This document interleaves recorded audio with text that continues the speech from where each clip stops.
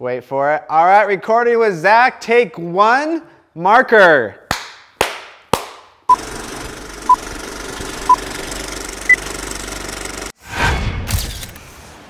Today we have a special guest, Zach, the man, the myth, the legend. Zach, tell people who you are. I'm Zach. I'm a growing filmmaker. I'm in high school. Film's just my biggest passion right now. Biggest? Is that what you're going to be when you grow up? Yeah, that's what I'm looking forward to. And are you a YouTuber? Somewhat. Somewhat. What does somewhat mean? So I mainly post on Vimeo and my Instagram page, but I post on YouTube every now and then. So you're a Vimeo-er? Yeah. Fair enough. I won't judge. Okay, so at the beginning of this video, a second ago, Zach, I clapped. Do you know why I clapped? Is it to sync the audio? Sync the audio, which today we are talking about audio. So this is a big deal. Now, Zach, what do you know about audio with filmmaking? It's very important and there is a lot to it. So that's the first thing you can tell between a professional filmmaker and a beginner filmmaker is you'll hear really bad audio, which is really hard to hide. But with picture, you don't always have to have the best camera. So it is important to have really good audio equipment. So we're gonna be talking about 3 different audio tools right now. We're first gonna be talking about the blimp, number 1. Number 2 is onboard bikes, not the actual ones in the camera, but ones we can actually stick on top of the camera. And then the last one will be audio receivers, or also known as Lav Mics. So every video that you see where it has sound, we always have this on it. Now this isn't incredible for recording audio as far as people talking like heavy dialogue. That's when you're gonna wanna use something like this. And Brandon, go ahead and pan up right there. You'll actually see this mic is very similar to this, 2 different brands. This is a Rode brand, this is a Sennheiser brand. Now Sennheiser is one of the best mics out there in the world, even for professional like Hollywood movies. The mic that we have in here is called the Sennheiser MKH416. Now once I got into YouTube, I was starting to research like what are the best mics out there, and MKH416, that one right there, that was known as one of the best mics for the price for independent filmmakers that still wanted to have like really nice sound. So that's what you're gonna hear right now. So go ahead and talk right now for a second. All right. So this is the Sennheiser mic. Sennheiser MKH416. So you'll notice that this mic, this one up here, and this one right here, they are directional. So anywhere that they point is what they're hearing. So if I'm behind that mic, you're not gonna hear me as clear. It's going as the directional, just like this one right here is very directional, but this sound is incredible. So go ahead and start talking. Talking. Now go ahead and move over here. And you're gonna keep on talking. Talking. So you'll notice that you're not gonna hear us as well. All the sound you're hearing right now is from the MKH416. As we walk closer and closer to the mic, you'll notice that it's directional, and then this is when you start hearing it. Now, the ideal scenario with recording sound on a video like this is we'd both have this as an option, but we'd also both have lav mics as options. We're gonna talk about lav mics. So the ones we have here as examples are called Rode lav mics. The one that I have on board me, which is what you're hearing right now, that is a Sennheiser one. I'll have the exact model pop up right here. Now, what's so great about this one over something like this, and I'm gonna actually ask you, do you know why you would use this one over the one I have right here? This one can be hidden easier, and then that one's just for like interview kind of stuff. So interview kind of stuff, but also with that being said, is there some cases, even in Hollywood movies, where they can hide this? Because right now it's fairly well hidden. I have a little clamp right here. I'm actually gonna pull it out, but this is the mic right here. And you'll notice that right here on my backside is it goes down my shirt, and that's what you're hearing right now. Now the advantage for our purposes is this mic you don't hear as bad of an echo. When you hear something like this, it doesn't get rid of the echo as good, but this is more intimate. Now we can't hear you as good. So go ahead and talk to me for a second. Hey Devin, what's up? Keep on talking. David. Day's been going good. So that's, keep on talking, say the ABCs for it. A, B, C, D, E, F, G, H, I, J, K, L, M, N, O, P. So that's good. So that's what you're hearing right there, is you're gonna hear me significantly better compared to something like this, because this is always following me. So that's one of the big things for us, but a lot of the videos you see in our office where we have a really bad echo because this room is really large, ideally for us, we'd be using something like this mic right here, a lav mic. The examples I have right here is the Rode mic. The Sennheiser one is a little bit nicer, so that's what we're kind of feeding off of right now.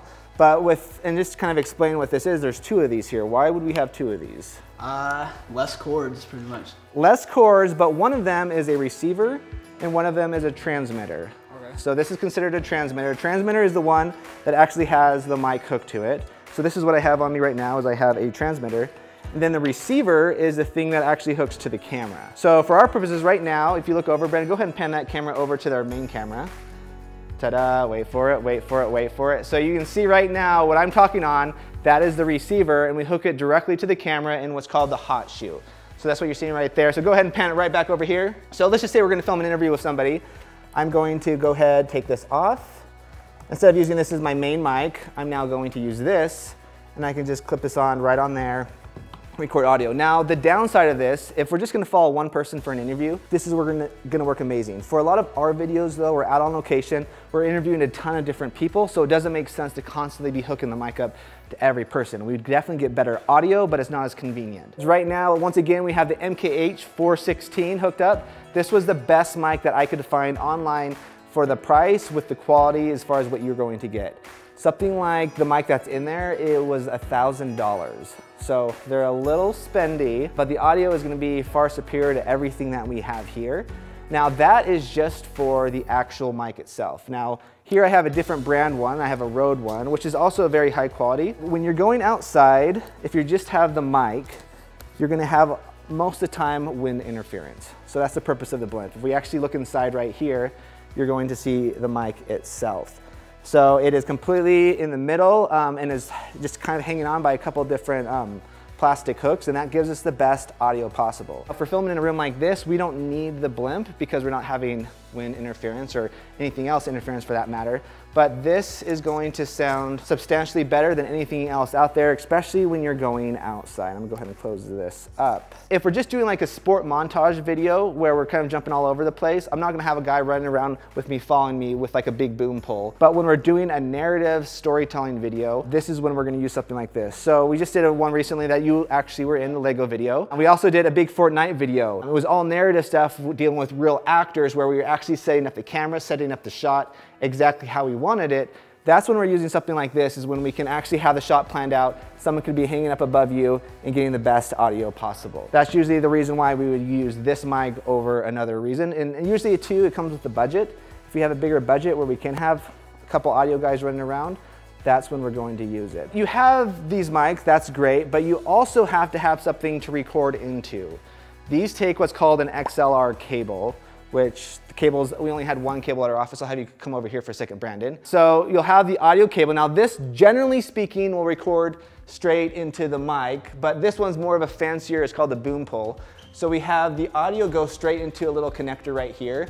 It feeds down the pull, and then it comes right back out here, and then we can connect it into a sound recorder, which we so happen to have right here. Now we're recording right now with this one. I'm gonna walk back over here so you can hear us a little bit better right here. This is recording into what's called an H5N. Right here, for demonstration purposes, we have the H4N. The H5N is the newer, bigger brother that has more audio capabilities, but this is one of the best audio tools to record the best equipment possible. What's kind of the big deal about this is, yes, you can record into these nicer mics, but you can also record directly into this. So this has its own mic built in right here, where you can record, I think it's 180 sound up to 270 sound. So just by these little things right here, if you spin them, it essentially adjusts how it picks up the audio. So it can go from picking up audio at around 270, and then you turn these a little bit, and it'll record kind of, it hones down what it's actually picking up. But this is what we use. Everything that you see us recording with this, we're recording to an H5N or an H4N. The dead cat was made to get rid of really bad wind. So we could go outside right now and it would probably be fine, but if it was a really windy day, even with this blimp, or this blimp right here, you're gonna still pick up some of the audio. So this dead cat, it goes onto this, and it helps prevent a lot of the wind. I've done 2 full-length documentaries, all with this mic as my main mic, and the sound has been awesome. And anytime we do voiceovers, it's always with this mic as well. This is like our go-to mic. Out of any mic here, if I could only choose one, that would be the one I would choose. Okay, the last mic that we're gonna talk about is the one that we use the most, just because it is the most convenient. It doesn't make sense to hook something like this onto this camera, just because it's gonna be too clunky and too hard, to deal with. So for something like this, I'm gonna be using the Rode Pro mic, where I can hook directly into this. Even for the Red camera, the newer ones within the last couple years, it does record internal audio. Even for the Canon camera, if I take this off, it's still recording okay audio, same with the Red, but we only use that for reference audio.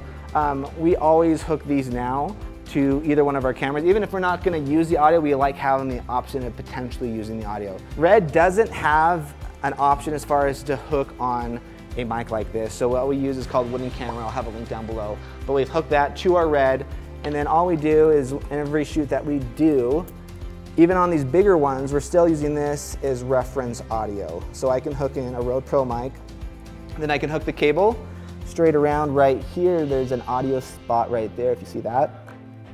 And now I can record audio. I can use the internal audio, but I also prefer this audio.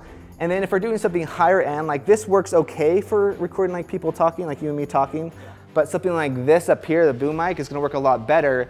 So essentially we're just making this as like a backup in case this doesn't work out, and this makes it easier to sync to get the best audio we can inside the actual camera itself. So we love audio. Audio is huge. I'll have links down below in the description, and you can learn anything else you want about this. Once again, this is just a brief overview. We're not like experts in the field of audio, but we wanted to share the things we've learned from a lot of trial and error, and learning also from amazingly, incredibly audio people. Before you guys leave, I'll have a link down below to Zach's Instagram so you can check out his work as he's crushing it, killing it, as he becomes the next big filmmaker. What would you guys like to see taught next to Zach or somebody else like Zach? Because we definitely want to cover it for you guys. And we also, you'll see kind of with this, is a little bit different format than me just talking straight to you guys. We wanted to be a little bit more interactive and actually teach somebody on location, because I feel it's better for everyone, because people learn best from other people. At least that's how I learn best. There you have it. Now, for reals, over and out.